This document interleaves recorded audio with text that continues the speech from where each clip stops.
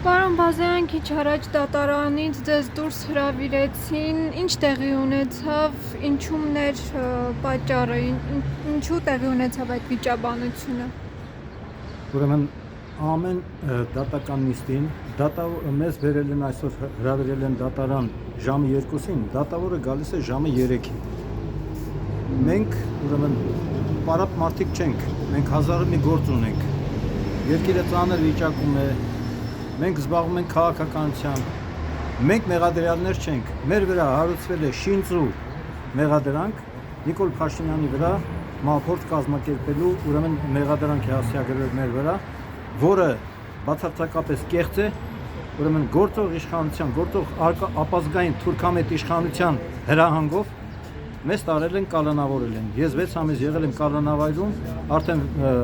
6 ամիս եղել եմ տնային կալանքի մեջ ու հիմա էլ անընդհատ ուրեմն դատական նիստեր են կազմակերպում, գալիս են որևէ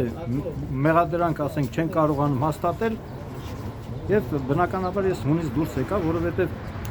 Հայաստանում անկախ դատարան ցավոք սրտի գոյություն չունի։ Դատավորը եթե քաղաքական խնդիր է, ուրեմն կատարում է իշխանության քաղաքական պատվերը։ Այս իրավիճակը պետք է փոխվի։